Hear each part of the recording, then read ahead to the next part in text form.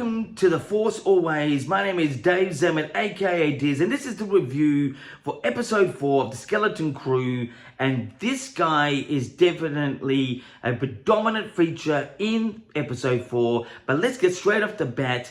The score for this one was 7.5 out of 10. I thought it was a great episode. This guy's storyline in this particular episode had a real coming of age love feel. You know, when you sort of get those loving feelings when you're young, getting into sort of middle teenage, into sort of younger adult sort of times. And it was really conveyed well. It was really done in my opinion, a very 1980s sort of feel. The look of this particular episode, now I know we can all go on the look of the episode in the background. It's always great with Star Wars, or sometimes it's a bit of hit and miss.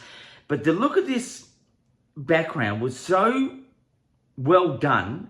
It's a 10 out of 10 when it comes to the background. It told a story in itself, and not just the regular Star Wars story. It had an originality to that used future sort of feel, as Lucas once described as. It was just well put in. But the only thing I'd say with this particular episode, it is a bit of a slow burn. Not too slow, just a little bit slow.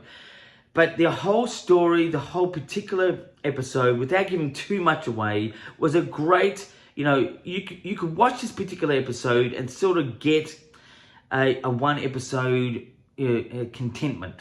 Because it was just well done. You probably needed to know a bit of a backstory with certain things, but it was this guy who's the feature. Now I'm not really writing to this guy's look.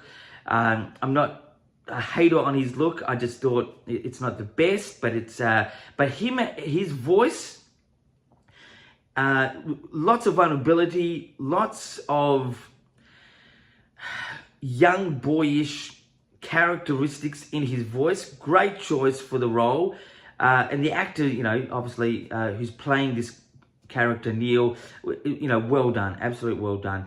But it's a 7.5 out of 10 for this particular episode. Yeah, so that's pretty much the this week. Obviously next week will be interesting, because it will be, I think, Christmas by the time the next episode comes, and wishingly the review as well. I'm sure that I can come up with it a bit earlier than this particular episode of The Force Always. But to other Star Wars news, it's not really big news, but there is something on YouTube that I highly recommend. It's so well done. It may not be always point in its storytelling in character, but 90% of it is just well done, and it really features the psychological aspect of what makes Star Wars great. It's a thing. If you look up Skywalker stories, it's an animated sort of thing where there's two characters usually speaking with each other, you know, either Anakin and Obi-Wan, or the Emperor and Dooku. And it's just a back and forth conversation between these two in certain parts of the story in Star Wars. And it's so good, it seems like it's official. It's a real, you know, moodless type of storytelling, but it has a real depth to a political and character conversations without it being explaining who each other are. But it's a really well done little series. Look it up, Skywalker Stories. Whether that's the actual site, I'm not too sure. It's on YouTube. I'm getting a lot of it at the moment personally, maybe because I touch on a lot of Star Wars stuff. But yeah, check that one out. That's pretty much the Star Wars news at the moment. There's no other, you know, developments yet with the so-called Rey trilogy or any other trilogy at the moment. I don't think we're going to get any more announcements until next year, 2025, at the Japanese Star Wars celebration. I think look out for that to sort of get some juicy details, maybe a little bit before that. But usually, look, the type of Star Wars celebration, all the announcements really do get announced online. So when they get it, we will get it.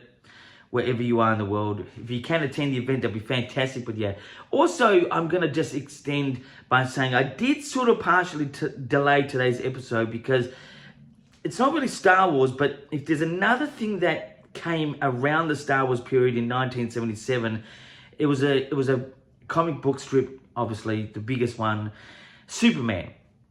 And James Gunn, who's taken over DC, is rebooting the whole DC thing. His first film was going to be Superman. It was first called Superman Legacy, but then it's now broken down to just Superman, which is sort of good. We've had a reveal of a poster. We've had a reveal of the time it's going to be released, which is in America at the moment, July 11th, which is unusual because it's the week after the long weekend there, the 4th of July weekend.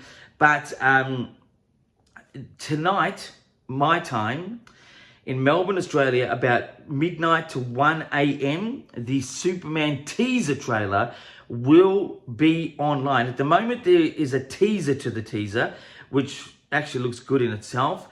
It's sort of in the right direction, but what everyone is anticipating at the moment is this teaser trailer, which will be about midnight to 1 a.m. Melbourne, that's Australia, Melbourne, Australia time.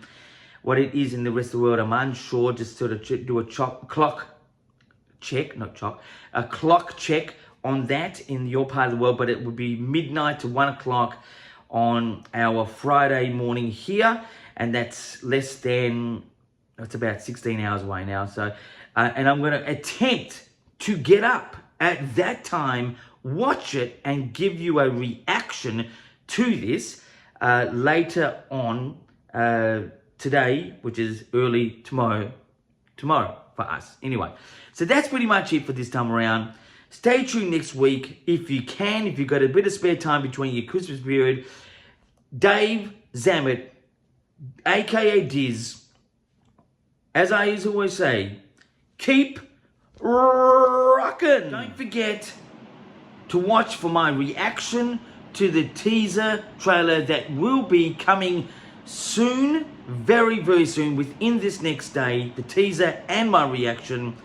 Wishingly I can get up at the godly hour of 1 a.m. or midnight, whatever it's going to be, but that will be from The Force Awakens, less than 24 hours away. And again, keep rocking.